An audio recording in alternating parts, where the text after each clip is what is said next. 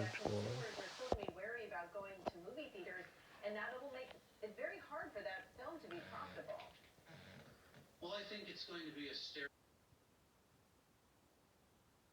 there's a lot of pent-up demand. On the other hand, that viewers, fans of movies want to go see.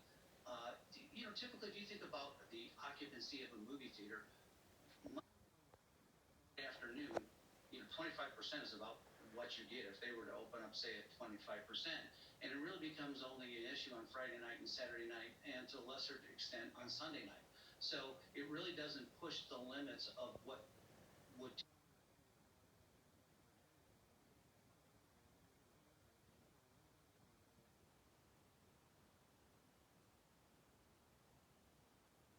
So I don't think it is going to be as extreme as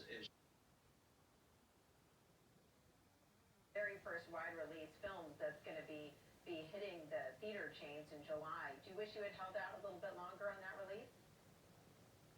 Well, we're optimistic. At Disney, we're a bunch of optimists, and I think that that's a very good release date. And you have to balance people's anxieties about going out in public with the pent-up demand.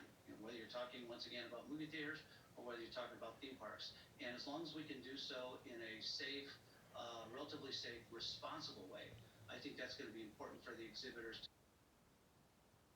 when they make their decisions to open up. Mulan, you are taking another one of your films that had been intended for movie theaters, Artemis Fowl, and you're releasing it on Disney Plus in June. Are you considering skipping theaters and sending other ones of your films direct to Disney Plus going forward?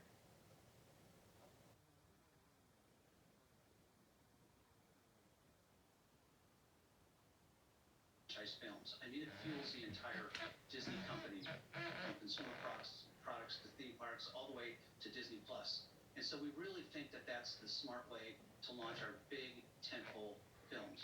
On the other hand, with the of having Disney Plus and its humongous success that it's had with 54.5 million households across the world, we believe that that's also for certain films a very viable and important way to premiere films as well.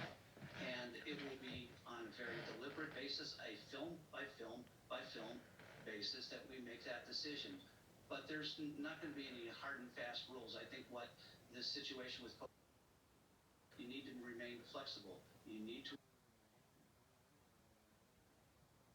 We do believe in that theatrical window.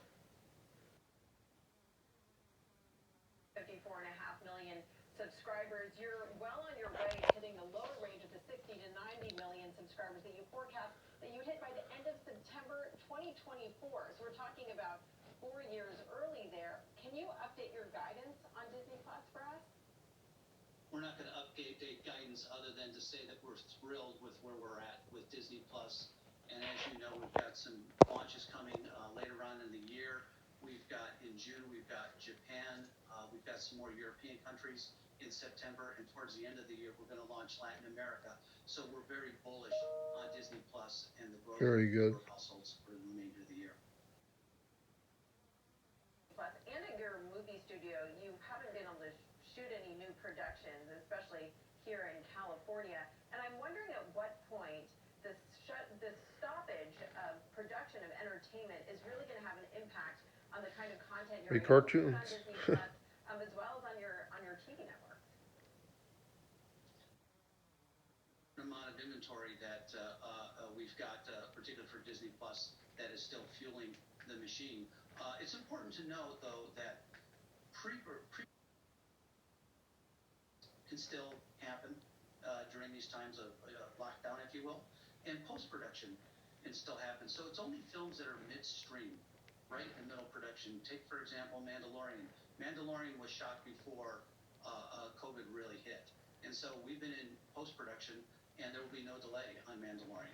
Same thing with Black Widow, which is coming out in November. Your business, of course, is the television business, your media networks division. ESPN is a huge part of that. Americans are suffering from the lack of live sports right now, and that is really dragging on ESPN's advertising revenue. How much do you expect ESPN and the lack of live sports to be a drag, not just on advertising, but also to be a driver of cord cutting going Julia, I think it's important to note that in the month of April, amongst adults 18 to 49 in prime time, we were at. And I think that says something about the ingenuity of our team over at ESPN. I think says something about the brand and the wealth of assets that we have. To be in this situation with no live sports and have ratings go up 11% in prime time, I think that says something. It's the Last Dance, right? It's the WNBA draft. It's the NFL draft. We love live sports. Live sports are critical to. I talked about being nimble. ESPN's nimble. They found a way. So I think we'll be resilient. From the heads of the different leagues about when we'll see games start up again, maybe without fans in the stands. ESPN, Discussions right? about different No offense. options and different plans from each of the leagues. I won't Yeah. comment on any one specific because I'll let them do that.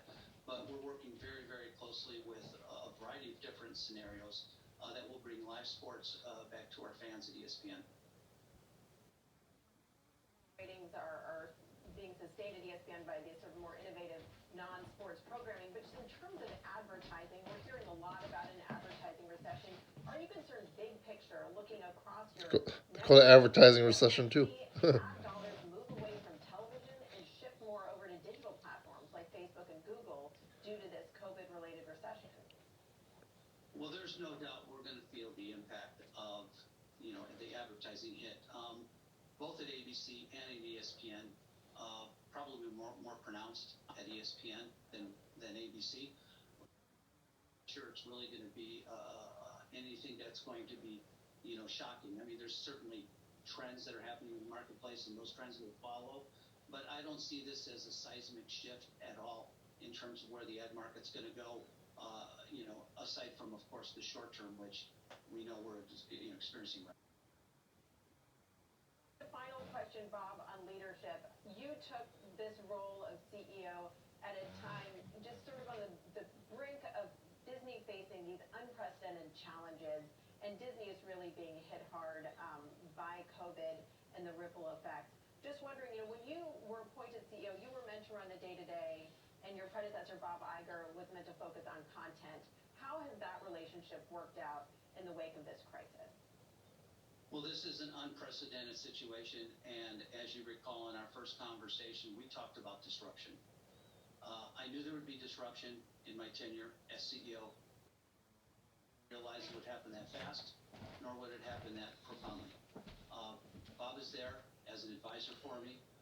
We talk many times a day, as we do with our entire senior team, because there's no playbook for this, right?